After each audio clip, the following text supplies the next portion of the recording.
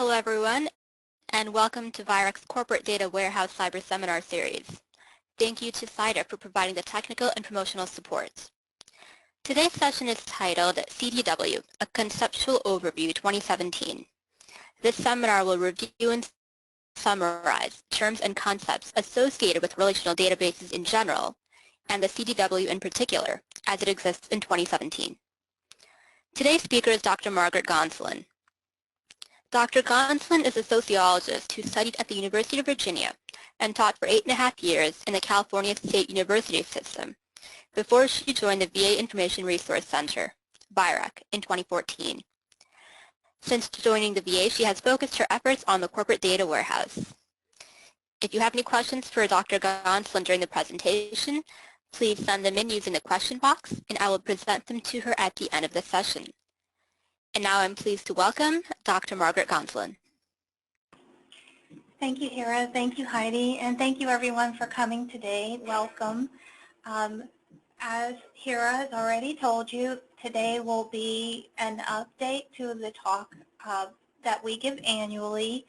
And we update this because there are changes every year in the corporate data warehouse that need to be addressed in the overview. So with that, I would like to thank Richard, Sam, Heidi, and Hira for help with this session. Really appreciate it. And before we begin, I would like to poll the audience to learn a little bit more about you. How would you describe your level of experience with CDW on a scale from 1 to 5, where 1 is not having worked with it at all, and 5 is very experienced with CDW? And responses are coming in. I'll give everyone a few more moments to respond before we close the poll question out and go through the results.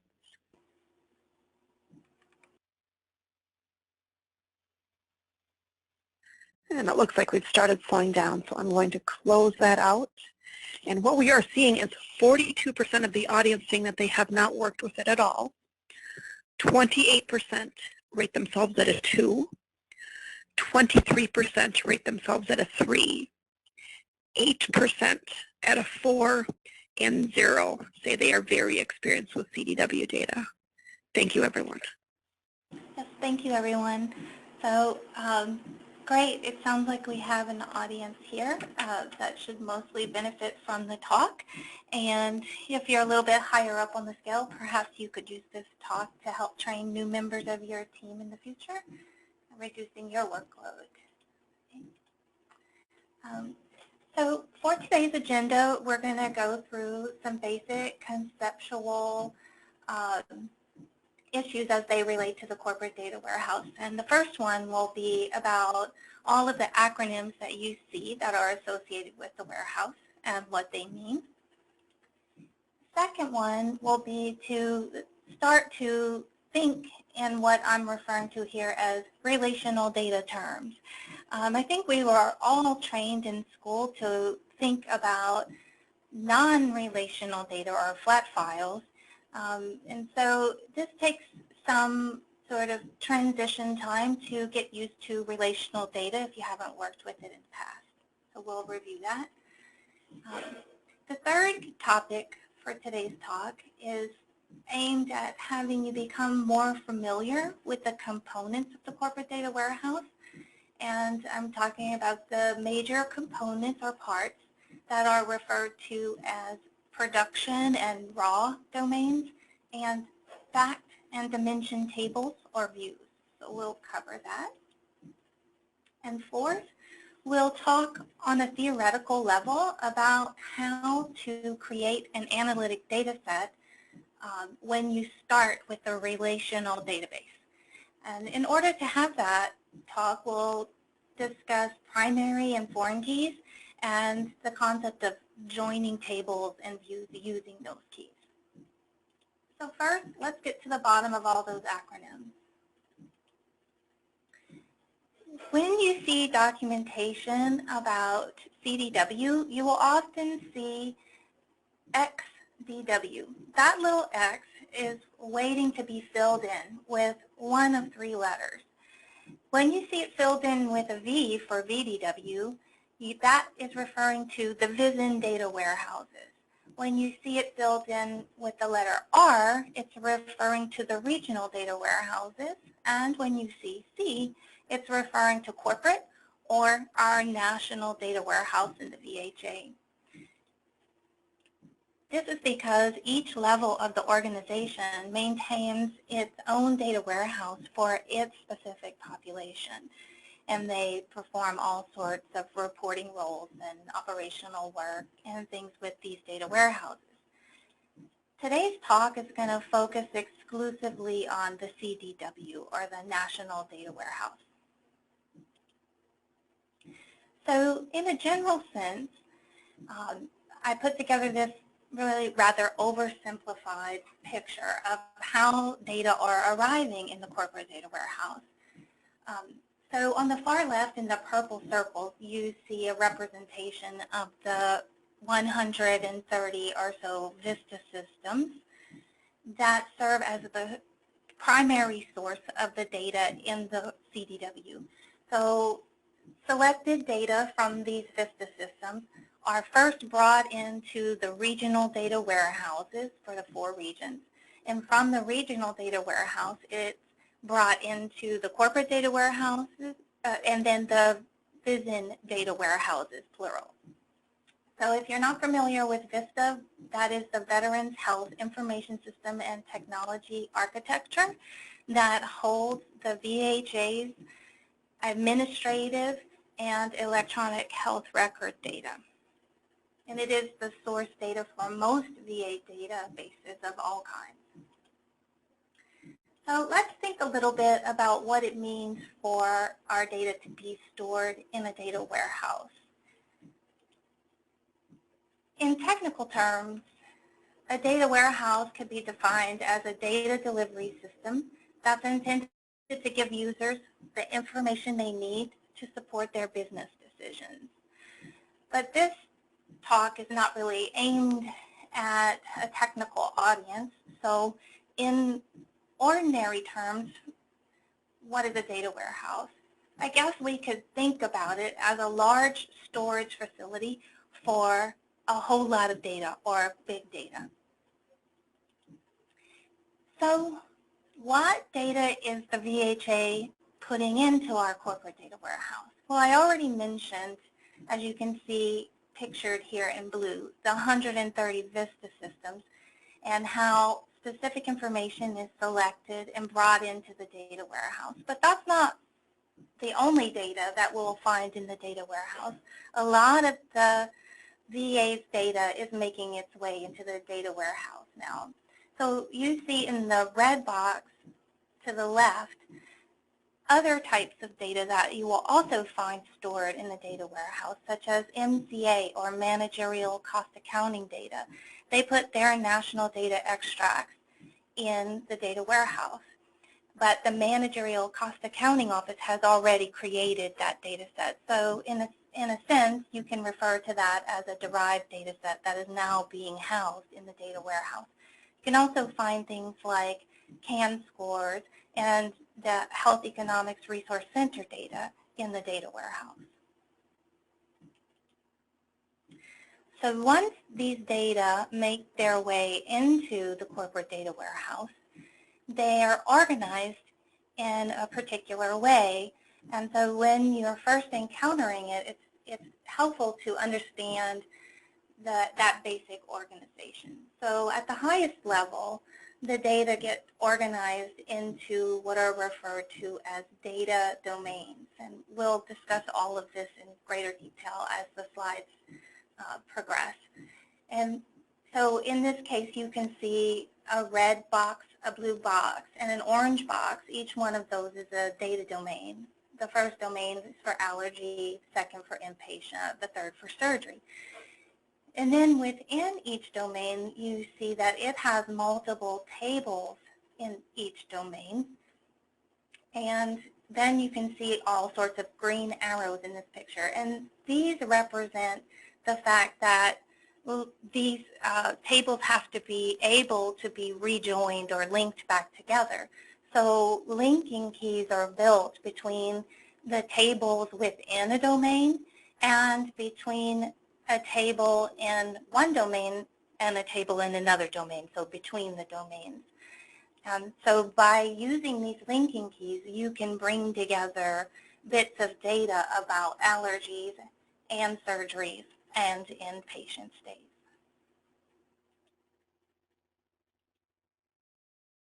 Another really common question that people have whenever they first encounter the corporate data warehouse, but have been using VA data for a long time, is how do the data that I see in the corporate data warehouse compare to VHA data that I've been using for a very long time?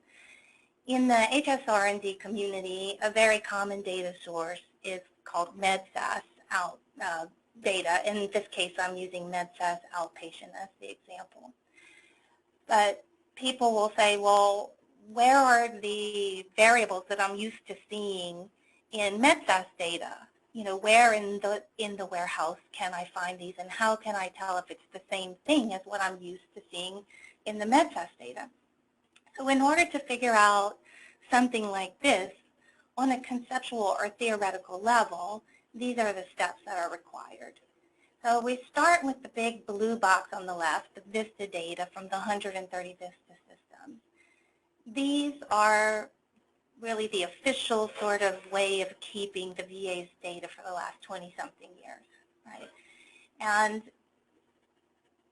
from these VISTA data, for a very long time, National Data Systems, or NDS, had been creating the National Patient Care Database.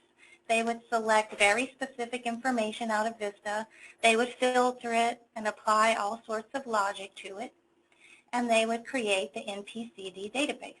And then from the NPCD database, they would apply more logic, and they would create the MedSAS outpatient file. Now for the last 10 years or so, I think I have that timeline right. If we look at the purple arrow and purple boxes at the bottom, the corporate data warehouse has been getting increasing amounts of data from VISTA and organizing it into the CDW. Right? So in order to figure out the relationship between a database like MedSAS and CDW, first you will want to figure out which VISTA files and fields were brought into MedSAS, what logic and filters were applied to it, and then you would search for that same field in the corporate data warehouse, recognizing that the logic and the filters that had been applied to MedSAS would not have been applied to the corporate data warehouse. So you would have to apply those same business rules to the data you see in the warehouse to arrive at the same data that you saw in MedSAS. Now, moving on to the second topic, learning to think in relational data terms. So at this point, what does the word relational really mean, and how can we come to understand that? Well, in ordinary everyday language, you can think of it this way.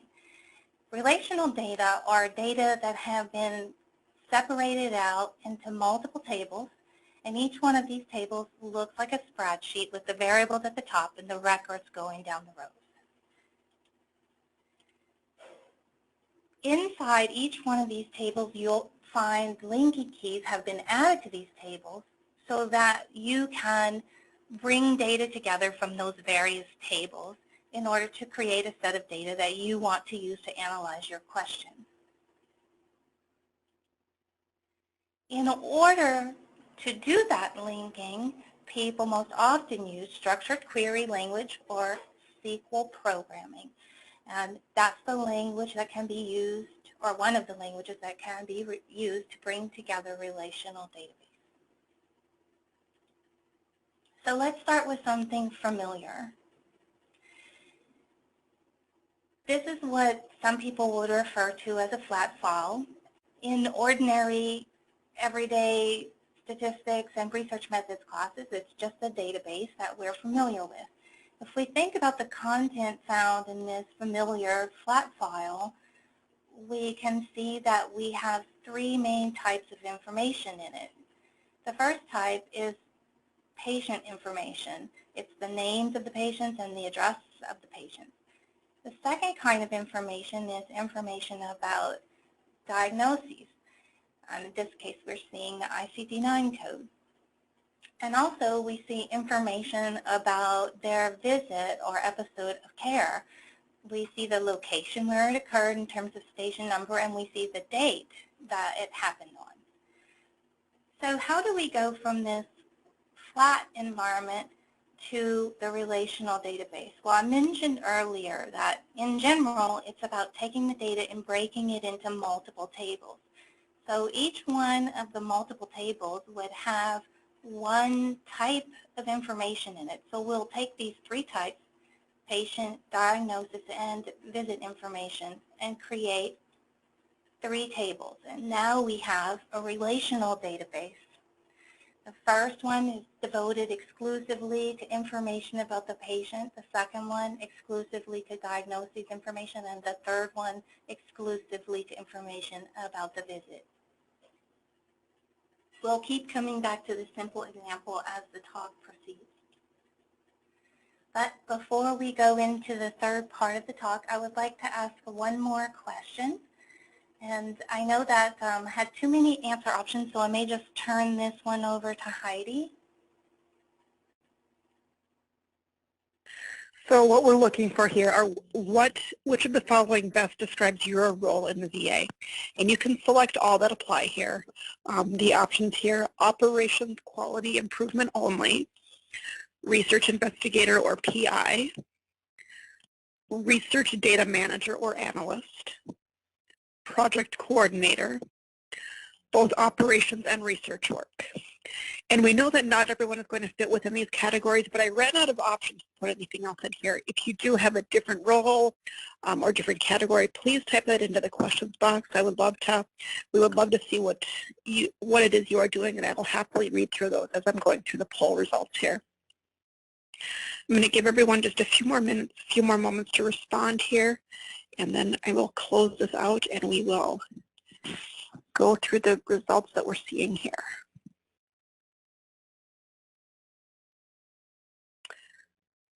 Okay, looks like we have stopped on the poll. Thank you for those of you who are sending into the questions box. I'll go through those in just a second. So I'm going to close this out. And what we're seeing is 32% of the audience saying operations quality improvement only, 18% saying research investigator or PI, 34% research data manager or analyst, 24% project coordinator, 24% both operations and research work. And then the comments that we're seeing come into through the questions box, we have nursing, informatics, performance improvement, database programmer, clinical applications coordinator, measurement consultant, and clinical services analyst. Thank you, everyone. Yes, thank you so much, everyone. So now I'll move on to the third part of today's talk, and that's focused on becoming more familiar with the components or parts of the corporate data warehouse. So I've alluded to this in previous slides. There are two main parts to the corporate data warehouse, and they are referred to as production and raw. So people say production domains and raw domains. So these are classifications of the data domains that exist in the corporate data warehouse. So if we think about what makes a domain a production domain, it is referred to in this way because the team of database architects that build the corporate data warehouse have taken the information from Vista and they've modeled or architected it to make it easier to use. And in short, they've built in linking keys and they've organized the data in a way that is more productive in terms of making it run more quickly, run more easily, join more easily, and things like that. And another distinguishing factor of production domains is that they are updated every single night, all of them consistently. So that's the key characteristics that will make a domain be referred to as a production domain. So what makes a domain raw? Well, the architects are still bringing in the data from Vista and putting it in the corporate data warehouse, but they're leaving it in a state that is much more closely aligned to its organization and arrangement in Vista. They're not adding in the linking keys, and they're not necessarily updating it on a consistent basis. So from one raw domain to the next, you have different rates of update. One may be every 2 weeks, another one may be once a month, and so on and so forth. So if you're working in the raw domains, you would have to learn a slightly different skill set for working with these data. You would have to learn different ways of joining, and you would have to look up information about how often they are updated. So in a general sense, I'd like to kind of cement our understanding of what a domain is. Now, I already mentioned some examples, so you probably have picked up on the fact that they are based on subject matter that's found within the groups of tables. So what makes a domain is that all of the tables in it tend to be on the same subject. So some examples of production domains that exist right now in the corporate data warehouse are outpatient, meaning outpatient episodes of care are captured in this domain. Lab microbiology, mental health, patient vital sign, patient insurance.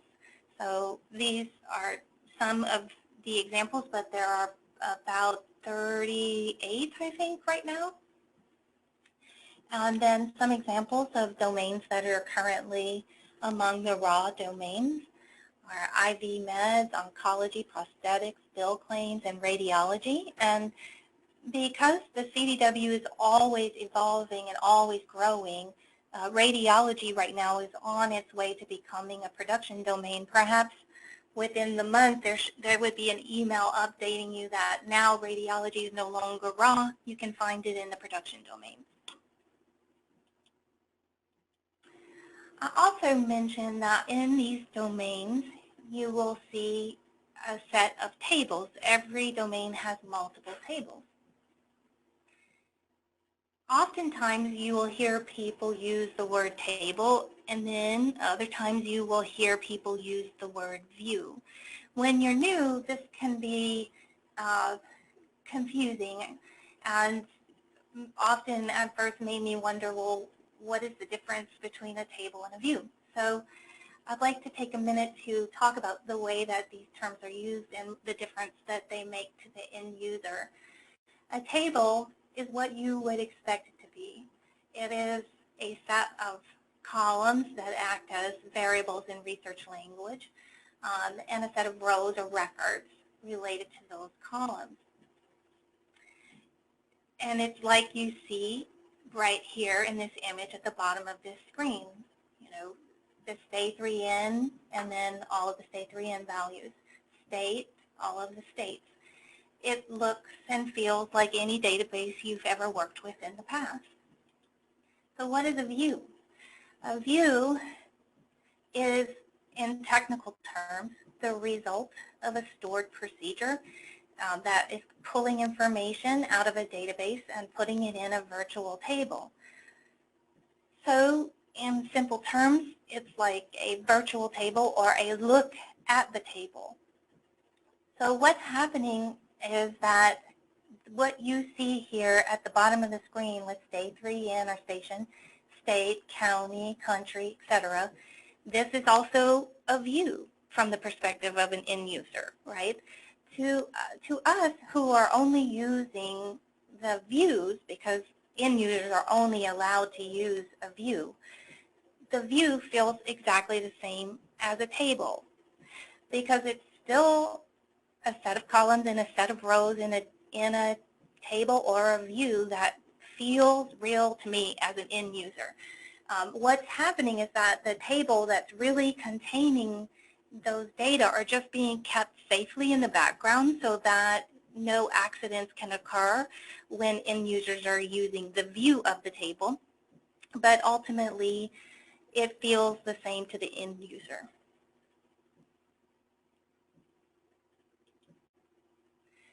So now that we have sorted out that it doesn't really matter whether we call it a table or a view because it feels the same on the end where people use it, let's talk about the fact that there are two different kinds of tables or views. The first kind of table that we'll talk about today is called a dimension table.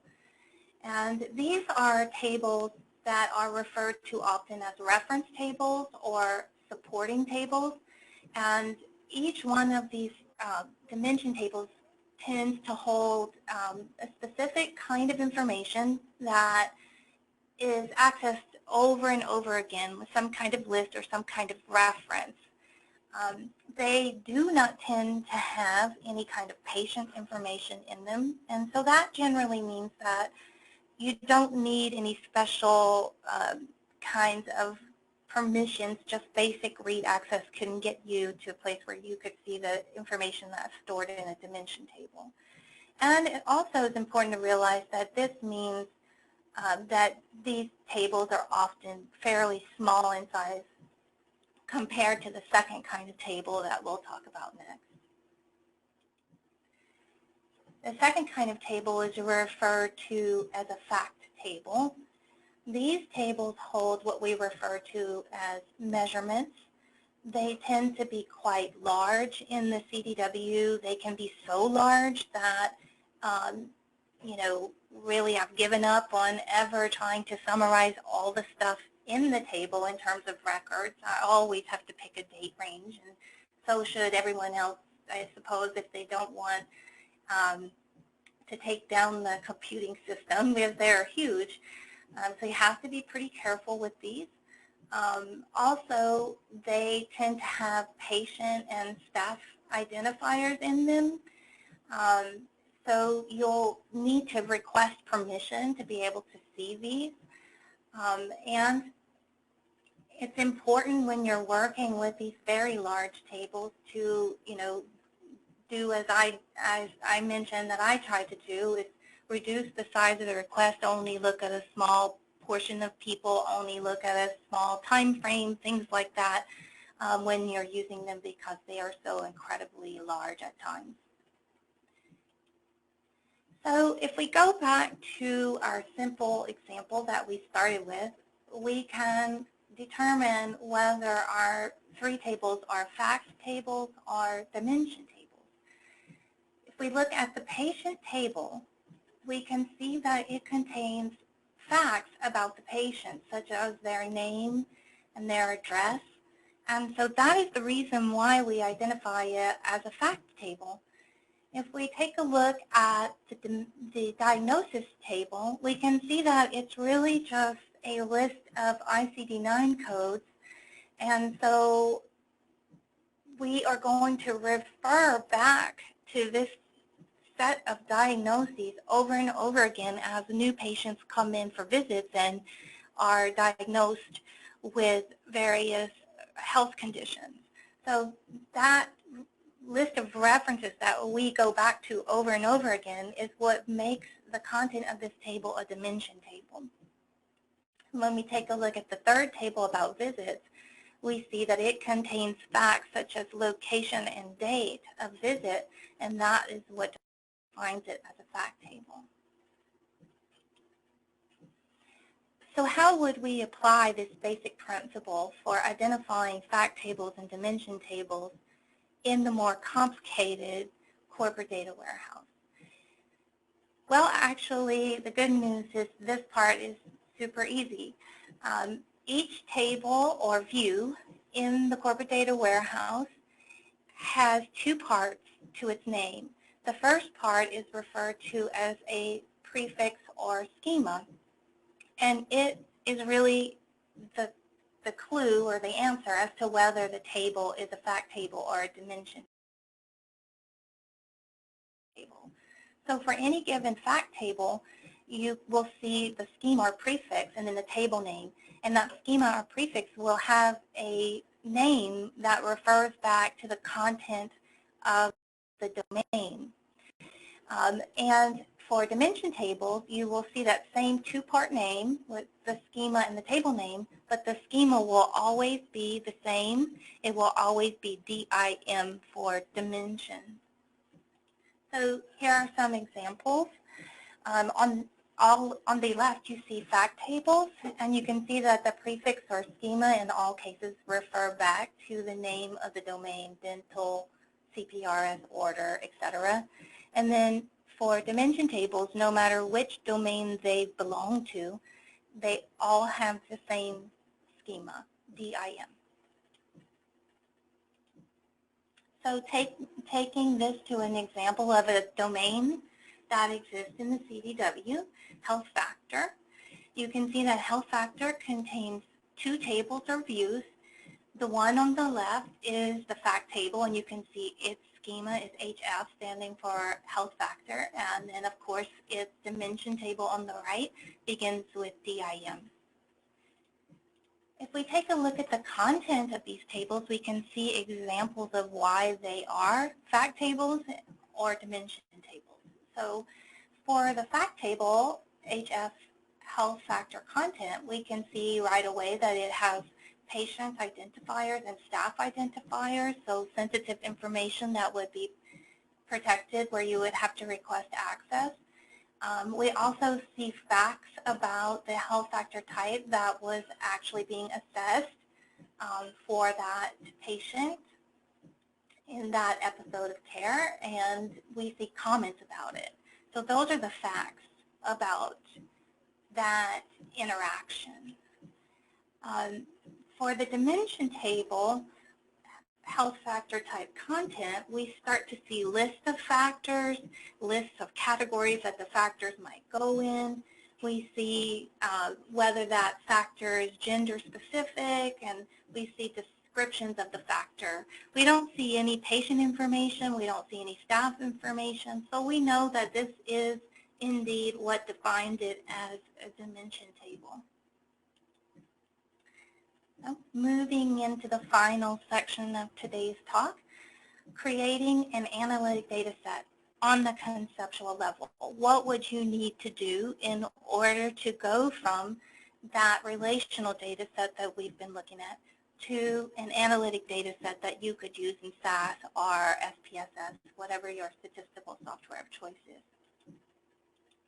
Well, in order to arrive at that analytic data set, you have to be able to utilize joining keys. There are two types of joining keys. The first one is primary key. And a primary key is a column that exists in every table, and this column's purpose is to uniquely identify each row of information found in that table. The second kind of joining key is referred to as a foreign key. These may be more than one of these in a table, or none in a table sometimes. And these are columns that correspond to or reference a primary key that exists in another table. So two things to sort of come back to after these concepts are more familiar is that the values of primary keys will be unique, but the values of foreign keys will repeat. The names of a primary key and a foreign key most often match each other, but there are many occasions in the corporate data warehouse where they actually have different names, so you'll want to be aware of that, and we'll look at a few examples. Okay, so back to our simple example. Let's take the patient table first. In the very first column, you can see that when I created this patient table, I added a column called patient key, and I put it first, which is the traditional location in the table. And right now I've marked it PK for primary key. This is the primary key for this table because it gives a unique number to each patient listed in the table. If we take a look at the diagnosis table, you can see the same tradition is being followed. That first column called DX key, that's the primary key for that table, and it's going to give that unique number to each one of the ICD-9 codes in the table. And the tradition is the same again in the first column of the visit table with visit key, each visit getting its own unique ID number. Now, when we take a look at the second column in the visit table called DX key, this is our first example of a foreign key in our simple relational database here. And it is intended to allow the user to connect the visit information back to the diagnosis. So if you take a look at the first row, you can see for our first visit, a diagnosis code of 110.6 was applied. If we take a look at the third column in the visit table, it's another foreign key called patient key, and it is a connection back to the patient information.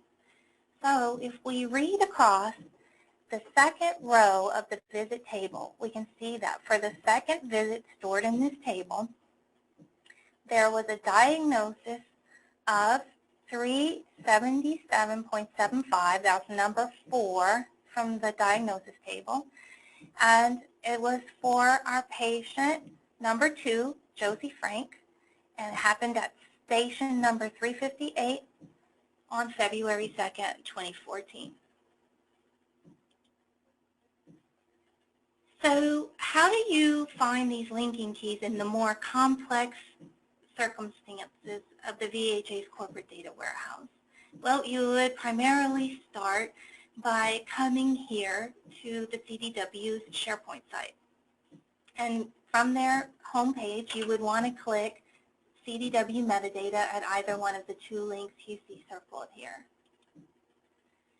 Then that brings you to the metadata page, and you would want to click launch the CDW metadata report that you see here in the gray circle, and it will bring you to the metadata report.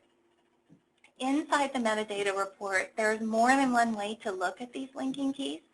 The first one I'll talk about is by clicking on the name of the domain to open what's referred to as an ER diagram, or an entity relationship diagram. So let's pretend that I did click on one of these domain names, and I open up this example here of an entity relationship diagram. So in this case, I clicked on the domain called pharmacy patient, and I thought it made a good example because it's not too big, right?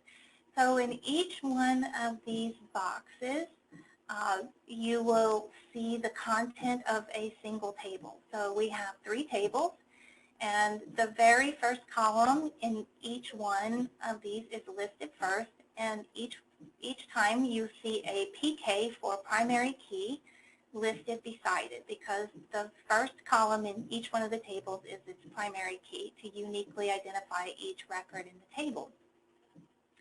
Also, you will notice that 2 of the boxes near the top have a dotted line connecting them. And this means that you should look for linking keys that will allow you to join these 2 tables. And when you start to do that, you'll find that pharmacy patient status SID is the linking key that you need to be able to accomplish that goal. Let's look at some more examples. So in a more complicated patient domain, we have, I think it's near to 30 tables in this domain. And you can see now that we have lots of boxes and lots of dotted lines saying that they should be able to be connected. So you, after some searching, would start to realize, oh, okay, here are my keys that will allow me to connect patient to dim.race, or patient.patient to dim.country, and so on and so forth. Let's look at another example, going back to our health factors domain. In red, you can see that we identified health factor type SID as the way to connect the two tables that are included in this entity relationship diagram. And in green, you can see that I've highlighted a foreign key called patient SID. And what this is a connection out to the patient domain and the patient table. And then down below in the brown box, you can see another foreign key called encounter staff SID. Now, from past experience, I've come to learn that seeing staff SID at the end of this name means that I will be able to connect this to the staff tables in the staff domain. So let's look at the second way of identifying linking keys using the metadata report created by the Corporate Data Warehouse. So instead of actually clicking on the name of the domain, we're going to hit the plus sign next to the domain and expand the more detailed table level summaries that exist for each domain. So going back to our example with health factors, we would expand the plus sign and we would see our two now familiar tables that are part of the health factor domain. And then we would focus our attention to the far right under the column called relationship. And then we would have to pick whether we wanted to click on the linking keys for the dimension table or the linking keys for the health factor, because you can only see them one at a time. In this case, I'm going to select the fact table. That opens up our table showing us all of the linking keys that exist for this table, HF health factor. So if we focus our attention on the first row, you can read across and it will tell you how to connect two tables. So we're starting with our fact table, HF health factor, and it has a foreign key in it called encounter staff SID, and it will connect you to staff.staff, which is in the staff domain, on its primary key, staff SID. So notice here that the two joining keys do not have the same name.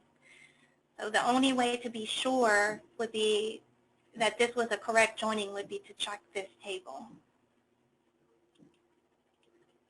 Let's take a look at another example. We're connecting health factor, fact table, using its foreign key, patient SID, to patient.patient on patient SID.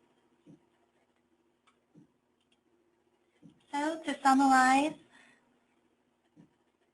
today's talk should have illustrated the very large variety of data that we now have in our corporate data warehouse, in all of the different kinds of questions that we might explore using these data.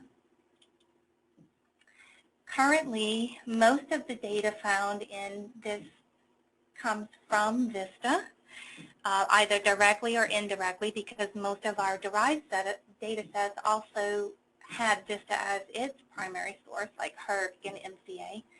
They got their data from Vista, turned it into MCA, and then went back into the warehouse as well. So really, Vista is the primary source. As the data are coming in, they are being broken into the domains we discussed, the tables we discussed, and some are fact tables, others are dimension tables. And it is our job as end users to learn how to bring these back together using joining keys. And in order to do that, we'll need some SQL skills to recreate our analytic sets of data and do our analyses. So I'd be happy to take any questions.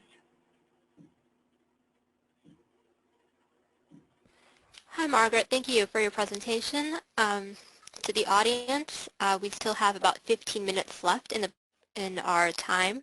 And if you have any additional questions for Margaret, please send those in. So, Margaret, I'll get started with this list of questions we've got.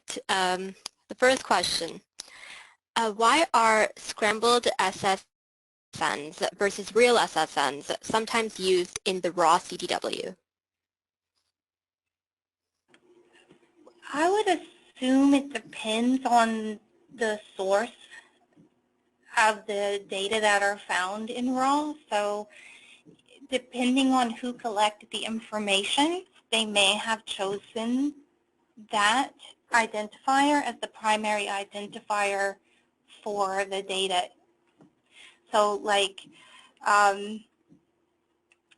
you know, in MedSAS, for example, they primarily chose scrambled SSN as the identifier that they used when they created their data set. And I believe various offices contribute data into the warehouse, and they may have made that choice. So I think primarily that's where that comes from, because any VISTA-sourced data would have patient ICN and SSN as far as I've ever seen. So I'm assuming it's the office that created it. All right, thank you. There's a couple questions here I'm seeing about people who are having trouble getting to the CDW metadata report. I'm also having trouble getting on there. Do you know if there's some kind of like technical issue going on with the website? I did hear that. Actually, today they're having a CDW Insights Day, and they mentioned difficulty with their SharePoint site. So I think it's just temporary, and they are aware of it. All right, thank you. Moving on to the next question. Is there a document or plan for translating raw to production domains? Do you know what's next on the list? Yes, actually you can visit the CDW when it's up, the CDW SharePoint site, and I'm trying to go back to the to here. So if you can see my screen still, you see on the top right-hand side, there's a box called What's in the Works. And there's a link, it's the third one down, called CDW Domain Status and Priority. You can click on this link and it will open up an Excel spreadsheet, and it will walk you through what's in the queue, what they're working on, what's coming next, how far along they are in terms of progress toward making a domain, a production domain versus a raw domain, things like that. So it's posted on their SharePoint site. All right, thank you. Is there a code book that identifies or describes what data is in a column? Yes, that's the subject of next week's talk. There are multiple books, if you will. So on the one hand, you could go into CDW's metadata report here that we're looking at on the screen. You can drill down to each table and each column, and I'll walk you through that next Wednesday if you are able to make it in CDW locating its documentation. Also, here at VIReC, we have been producing documentation of some of the domains. Obviously, there are many, and we have not got a complete set.